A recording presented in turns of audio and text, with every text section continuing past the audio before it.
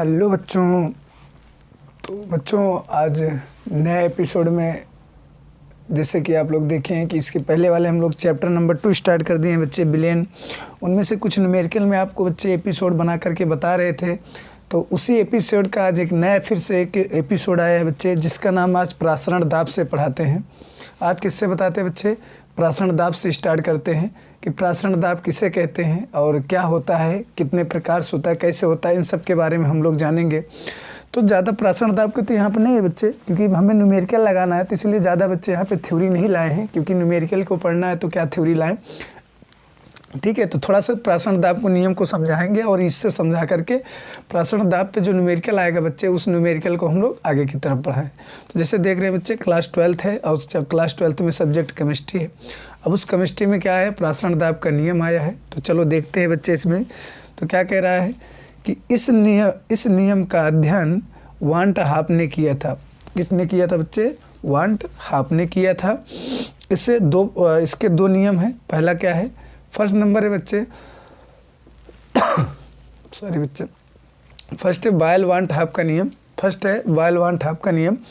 तो इस नियम के अनुसार इन्होंने क्या बोला था बच्चे? इस नियम के अनुसार स्थिर ताप पर, किस पे बच्चे? स्थिर ताप पर किसी विलयन का प्रासरण दाब स्थिर ताप पर, मतलब यहाँ पे ताप जो है बच्चे वो स्थिर ताप है, किसी विलयन के किसी प्रासरण दाब विलयन की सांद्रता के समानुपाती होता है। मतलब कहने का मतलब ये है कि समझो बच्चे, इन्होंने क्या कह दिया है कि जो हमारा स्थिर ताप है, ताप तो आपको स्थिर रहेगा, प्रासरण दाब यानी P समानुपाती किसके होता है? समानुपाती मतलब ऐसे बच्चे, समानुपाती किसके होता है? P समानुपाती C। ठीक है, तो इसको हम लोग क्या करेंगे? हटा देंगे बच्चे इसको। तो P की जगह पे हम लोग बच्चे यहाँ पे प्रासरण दाब में बच्चे R माना गया है, तो कोई कोई इसको यस भी मान लेते हैं बच्चे, ध्यान दीजिएगा, कोई कोई यस भी मान लेते हैं। तो हम लोग R मानते हैं, R = C। ठीक है, ये क्वेश्चन नंबर फर्स्ट बना लेते हैं। तो ये किसने बताया था बच्चे? तो वाइल्स वांट हाफ का है। वाइल्स ने कहा था कि भैया स्थिर ताप पर किसी विलयन का प्रासरण दाब जो होता है विलयन की सांद्रता यानी C के समानुपाती होता है। तो P समानुपाती C, तो P बराबर बच्चे समानुपाती के चिन्ह हटाए तो यहाँ पे क्या मान लिए? R मान लिए। ठीक है, समानुपाती हटाने से R हो गया। R जहाँ पर एक कांस्टेंट है यानी एक स्थिरांक है। ठीक है, आगे इसी में बच्चे हम लोग सेकंड लॉ देखते हैं। सेकंड लॉ क्या कह रहा है? चार्ल्स वांट हाफ नियम। चार्ल्स वांट हाफ नियम, तो चार्ल्स वांट हाफ नियम किसे कहोगे? इस नियम के अनुसार इन्होंने क्या कह रहा है? स्थिर सांद्रता पर, बच्चे वो ताप को स्थिर कर दे रहा है, लेकिन हम लोग इसमें क्या करेंगे? स्थिर सांद्रता पर किसी विलयन का प्रासरण दाब, स्थिर सांद्रता पर किसी विलयन का प्रासरण दाब विलयन के परम ताप, जो अपना विलयन होगा उसके परम ताप के समानुपाती होता है। परम ताप यानी P समानुपाते, प्रासरण बच्चे P समानुपाते क्या होता है? T। ठीक है, तो यहाँ पर भी बच्चे हम लोग P समानुपाते जब हटा देंगे तो क्या जाएगा? PRT। ठीक है, ये समीकरण नंबर 2 हो गया। तो चलिए अब देखते हैं। तो यहाँ पे नीचे देखिए बच्चे, समीकरण 1 व 2 से, समीकरण 1 व 2 से जब समीकरण 1 व 2 को मिलाएंगे तो बच्चे तो आ जाएगा P = CRT। इसको हम सही करके लिख सकते हैं बच्चे, P = CRT। ठीक है, P = क्या आ जाएगा? CRT। आप देख ही रहे हो, दोनों समीकरण को मिला देंगे, P = CRT आ जाएगा। ठीक है, अब हमें पता है कि बच्चे यहाँ चूकी करके लिख देना, C मतलब होता है सांद्रता।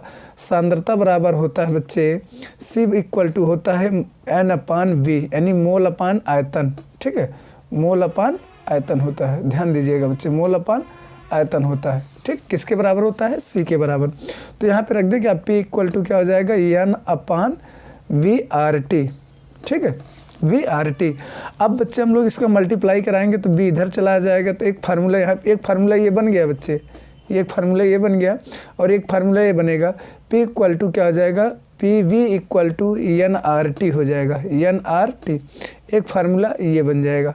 ठीक है, ये 2 फार्मूले हो गए। अब बच्चे एक चीज़ हम ये भी जानते हैं सर, N = जो होता है, N = बच्चे W/M होता है, पहले से आप जानते हो। N = क्या होता है? W/M होता है। तो हम लोग यहाँ पे रख सकते हैं बच्चे अच्छे से कि सर यहाँ पे देखिए बगल में PV = क्या हो जाएगा सर? W/MRT। ठीक है, PV = W/MRT। एक फार्मूला ये बन गया। ठीक है, तो बच्चे इस तरह से क्या बन गए हैं? 3 फार्मूले बने हुए हैं। P V equal to N R T होता है, P V equal to C R T होता है, P V equal to W upon M R T होता है। ठीक है, तो बच्चे इस तरह से कुल मिलाकर के क्या हो गए हैं, 3 फार्मूले बने हैं। यही बच्चे इनके क्या हैं, मेन फार्मूले हैं। और इसी फार्मूले से चलो हम लोग देखते हैं न्यूमेरिकल को सॉल्व करते हैं। तीनों फार्मूले के ध्यान दीजिएगा। पी इक्वल टू क्या होता है बच्चे, C R T, P V equal to N R T, और यहाँ sorry P V equal to N R T, हाँ, और यहाँ पे P V equal to W upon R T, W upon R T. ठीक है, चलिए न्यूमेरिकल लगाते हैं बच्चे, देखते हैं इस पर कैसे न्यूमेरिकल आता है। चलिए बच्चे, न्यूमेरिकल नंबर फर्स्ट आ गया सामने। 27 डिग्री ताप पर कितना डिग्री है बच्चे, 27 डिग्री ताप पर यूरिया के m/10 बिलियन का प्रसारण दाब ज्ञात कीजिए। देखिए बच्चे, ये numerical very very most important है, ध्यान देना, बहुत बार पूछा गया बच्चे, वेरी वेरी मोस्ट इंपॉर्टेंट है। ठीक है, कितना डिग्री दिया गया बच्चे, 27 डिग्री ताप पर यूरिया के 10 m/10 बिलियन का प्रसारण दाब। अब देखिए बच्चे, ये फार्मूले को हम लोग फटाक से लगाएंगे और न्यूमेरिकल को देखेंगे क्या आता है हमारा। तो देखिए T बराबर कितना है, 27 डिग्री सेल्सियस। T बराबर कितना है बच्चे, 27 डिग्री सेल्सियस। बच्चे डिग्री सेल्सियस को केल्विन में बदलोगे तो 273 जोड़ दिया जाएगा, प्लस 273 जोड़ देंगे तो बच्चे T बराबर कितना आ जाएगा, 300 केल्विन आ जाएगा। T बराबर कितना आ जाएगा, 300 केल्विन आ जाएगा। अब बच्चे यहाँ पे क्या कह रहा है, ताप पर यूरिया के m/10 बिलियन का प्रसारण दाब, n अपान यानी B बराबर अपना जो कह सकते हैं n बराबर है आयतन जो है, ठीक है, वो कितना आ जाएगा बच्चे, वो देखना। तो बच्चे बिलियन का n/10, ये जो n/10 है, सॉरी m/10 है बच्चे, ये इसका होता है सांद्रता है। यानी C बराबर क्या आ जाएगा बच्चे, C बराबर क्या आ जाएगा, m/10, यानी m की जगह बच्चे 1/10 भी बोल सकते हैं, कोई दिक्कत नहीं, उसमें कोई कुछ भी नहीं है, तो 1/10 बोलते हैं। तो जिसका मतलब हम ये भी जानते हैं कि बच्चे C इक्वल टू क्या होता है, C इक्वल टू कितना होता है, n/b होता है। यानी हमारा ये n है और ये क्या है 10 बच्चे b है। ठीक है, चलिए आगे समझते हैं। एक चीज़ और ध्यान देना बच्चे, भी पीछे बताया नहीं तो आप लोग सभी लोग ध्यान देना। r बराबर होता है स्थिरांक होता है, क्या होता है बच्चे, स्थिरांक होता है, जिसकी वैल्यू भी न्यूमेरिकल में काम देगा बच्चे, जिसकी वैल्यू होती है 0.0821। ठीक है, 0.0821 होता है, ATM बोलते हैं बाकी तो। ठीक है, ये बच्चे किसका होता है, r का स्थिरांक होता है। r का क्या होता है, स्थिरांक बताया नहीं, ये वैल्यू याद रख लीजिएगा, वैल्यू याद रखिए, अभी आगे काम देगा बच्चे। तो इतना आ गया बच्चे, ये आ गया C बराबर कितना आ गया, n/v। C बराबर कितना आ गया, n/v आ गया। अब हम फार्मूले पर देखेंगे बच्चे, प्रसारण दाब पूछा है तो ये क्या होता है, PB इक्वल टू nRT होता है ना। PB इक्वल टू क्या होता है बच्चे, nRT होता है। तो हम लोग अगर फार्मूले को सॉल्व करेंगे तो P इक्वल टू क्या हो जाएगा, n/v/RT होता है। तो PB n बराबर कितना है बच्चे, 1 है अपान 10 इंटू R 0.0821 गुणे T बराबर कितना है बच्चे, 300 आया। ठीक है, तो 1 0 से 1 0 क्या हो गया, कट गया। अब बच्चा क्या, इसको हम लोग डिवाइड कराएंगे, डिवाइड कर दीजिए बच्चे। तो डिवाइड करोगे, देखिए यहाँ पे देख लीजिए बच्चे कितने से आएगा, गुणा करेंगे बच्चे तो कितना आ जाएगा, 0.821 गुणे 30 ना, इतने से गुणा कराना बच्चे, 0 0 0 0 आ जाएगा, 3 1 में 3 आ जाएगा, 3 दूने 6 आ जाएगा, और 8 3 24 आ जाएगा। कितना आ जाएगा बच्चे, 24 आ जाएगा। तो 0 3 6 4 और 2, तो इतना लिखिए बच्चे। और ये एक चीज़ याद देना, यहाँ पे 0 है ना बच्चे, तो क्या हो जाएगा, यहाँ पे ये वाले 0 से तो हमें कोई मतलब ही नहीं था बच्चे, इसलिए इसको एक नंबर और आगे चला जाता है। ठीक है, एक नंबर और आगे चला जाता है। तो हमारा आंसर क्या आ जाएगा, यहाँ पे आएगा आगे 0 लगेगा, ऐसे लगा लो 2.46। ठीक है, 2.46 आंसर आ रहा है, 63। और प्रेशर दाब पूछा है तो बच्चे आपको पता ही है, आंसर आ जाएगा। ठीक है, क्या पूछा है, प्रसारण दाब पूछा है। क्या पूछा है बच्चों, प्रसारण दाब पूछा है, तो इसका प्रसारण दाब पता है, एटमॉस्फेयर होता है, वायुमंडल होता है, एटमॉस्फेयर।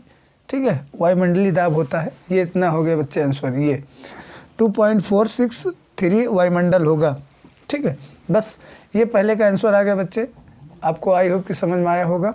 ठीक है, समझ में आया होगा तो धीरे से वीडियो पॉज करके इसको धीरे धीरे से पूरे को समझ लीजिएगा बच्चे, क्योंकि ये numerical very very most important है, ध्यान दीजिएगा। ये न्यूमेरिकल बहुत इंपॉर्टेंट है बच्चे, इसलिए आपको करा रहे हैं। चलिए आगे देखते हैं। Second number numerical, second number का न्यूमेरिकल क्या कह रहा है? ठीक है, सेकंड नंबर बहुत ये भी बहुत इंपॉर्टेंट है बच्चे।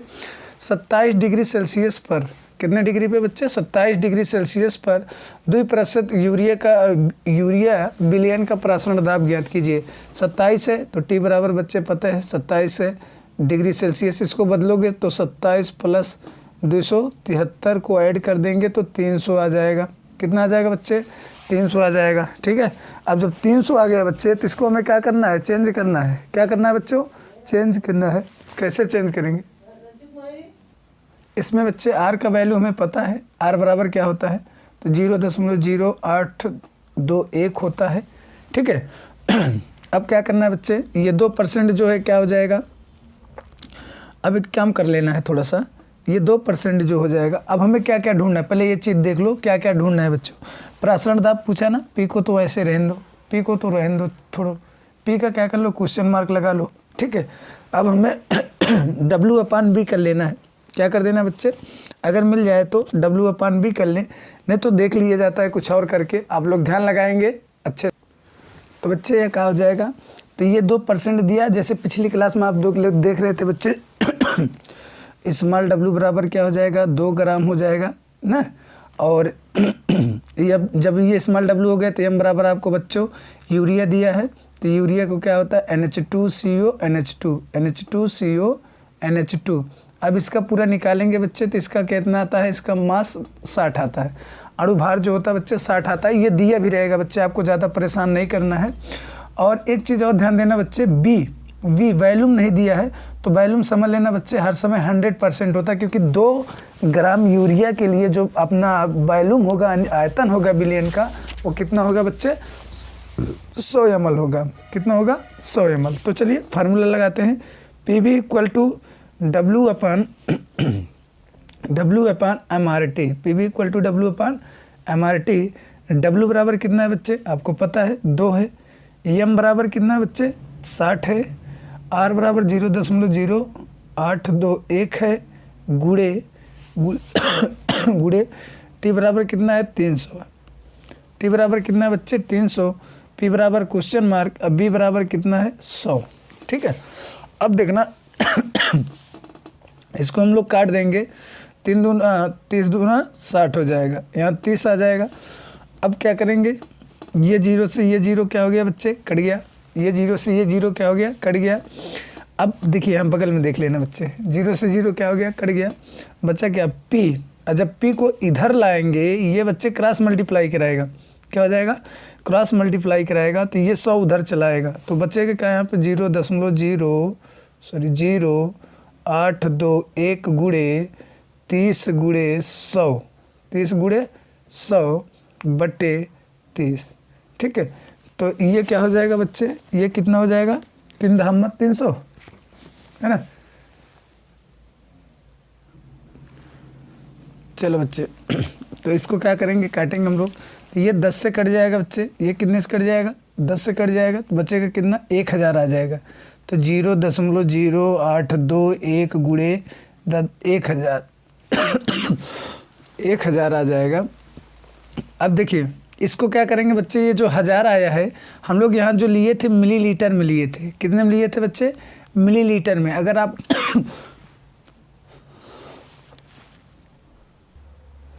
ये बच्चे किस में था? लीटर में था। अगर इसको मिलीलीटर में लेंगे तो बच्चे क्या हो जाएगा? तो इसका आंसर आ जाएगा हमारा, जो इसमें से मल्टीप्लाई कराएंगे मिलीलीटर में तो 1 आ जाएगा, यानी 10। तो इसको हम लोग क्या कराएंगे? एक अंदर हमारा पॉइंट चला जाएगा, यानी 1.2 वायुमंडल आएगा आंसर। 1.2 वायुमंडल क्या आ जाएगा बच्चे? वायुमंडल। ठीक है, ये आंसर आ गया। क्या हो बच्चे? ये क्लास आपको समझ में आई होगी। अगर समझ में आई होगी तो थोड़ा सा वीडियो को पॉज करके धीरे धीरे से समझोगे बच्चे, तो आपको अच्छे से समझ में आ जाएगा। ठीक है, चलिए नेक्स्ट क्लास की तरफ, नेक्स्ट आगे की तरफ चलते हैं। अगला क्वेश्चन चलिए बच्चे, ये सवाल देखिए क्या कह रहा है। इस पैटर्न वाली सवाल देख लीजिए क्या पूछ रहा है बच्चे फटाक से, कि एक पदार्थ के 45 ग्राम प्रति लीटर घोल का 20 डिग्री पर प्रसारण दाब 3.2 वायुमंडल है, तो बिलियन के स्थिरांक के मान की गणना कीजिए। यानी यहाँ पे बच्चे R बराबर पूछा है, तो फटाफट देख लीजिए। W दिया है बच्चे, W बराबर 45 ग्राम दिया है, ठीक है। अगला वायुमंडल दिया है, तो यानी P बराबर दे दिया है बच्चे 3.2 दिया है, 3.2 दिया है।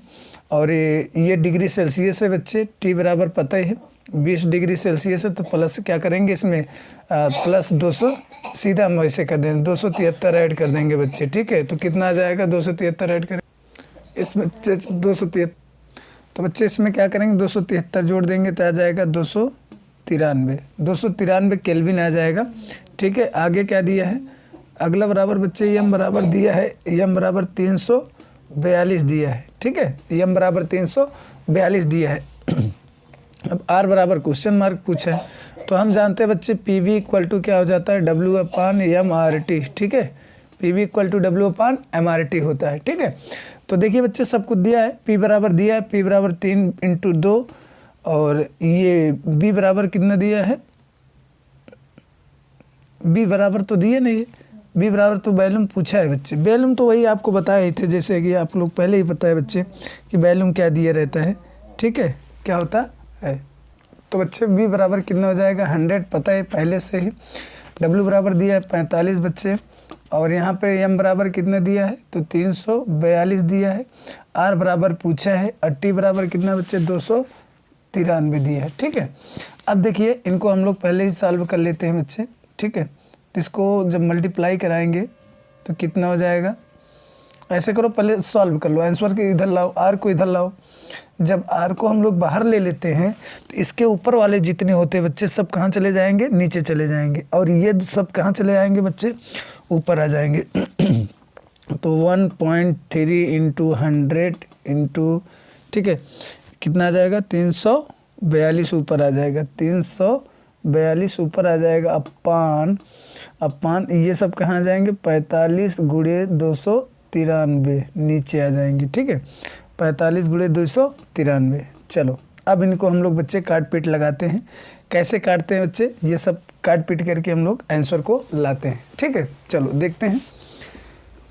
देखिए यहाँ से पॉइंट बच्चे हटा दोगे तो यहाँ पे क्या लगा दोगे 0, क्या लगा देंगे 0, तो एक 0 से एक 0 कट गया, बचा 10, ठीक है। अब हम लोग क्या करेंगे, इसको देखते हैं, काटते हैं बच्चे। ये बच्चे कट जाएगा 5 दूना 10, और ये कट जाएगा 9 × 5 = 45, ठीक है। ये कट जाएगा 9 × 5 = 45 और ये 9 × 5 = 45 हो गया। ये कटेगा नहीं, 8 × 4 = 32 नहीं कटेगा ये। बस अब इन्हीं से में क्या कर लेना बच्चे, इनमें क्या कर लेना, यहाँ पे साफ साफ लिख देना 32 × 2 + 342 में क्या कर देना, मल्टीप्लाई करके इससे 9 × 293 से डिवाइड कर देना, तो आपका आंसर आ जाएगा बच्चे 0.083। वही जो आप लोग पहले लिखते थे लीटर, क्योंकि आर का मान आपको पता है ना पहले से ही, तो वही आर का वैल्यू निकाल लेना है बच्चे, और यहाँ पे लिखना है का केल्विन मोल, ठीक है। इस तरह से बच्चे आपका क्या आ जाएगा, ये आंसर आ जाएगा, ठीक है। इस तरह से क्या आ जाएगा बच्चे, आपका आंसर आ जाएगा।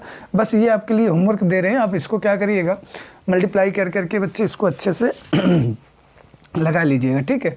चलिए एक सवाल ये और है बच्चे, सेम ऐसे ही है, सेम ऐसे, इसलिए इसको हम बताएंगे नहीं, ये आप लोग को करके आना है, घर से होमवर्क दे रहे हैं, ठीक है। ये आपका होमवर्क है, अच्छे से सॉल्व करके लाइएगा, ठीक है। और दे रहे हैं 1-2 होमवर्क और दे रहे हैं बच्चे, इसको घर से आप सॉल्व करके लाएंगे। ये भी है बच्चे, इसको भी घर से क्या करके आपको सॉल्व करके लाना है। अगर ना आए तो कमेंट करके बताइएगा कि सर ये यहाँ से मैं नहीं समझ में आया, ठीक है। इसी तरह एक क्वेश्चन और लीजिए, ये यहाँ पर भी है, किसी ताप पर ग्लूकोज का इतना ग्राम इतना वायुमंडल उत्पन्न करता है, तो इसका आप लोग आंसर भी बताएंगे कमेंट करके, ठीक है। चलिए तो आई होप बच्चे ये क्लास आपको समझ में आई होगी। तो बस आज की क्लास में इतना ही रखते हैं, नेक्स्ट क्लास में मिलते हैं, तब तक के लिए बाय बाय, थैंक यू, जय हिंद। ऐसे ही बच्चे आपको एपिसोड मिलता रहेगा, आप लोग बने रहिएगा और इसको करिएगा, क्लास को नोट करके पढ़ के समझते हुए लिखिएगा, ठीक है। चलिए बच्चे रखते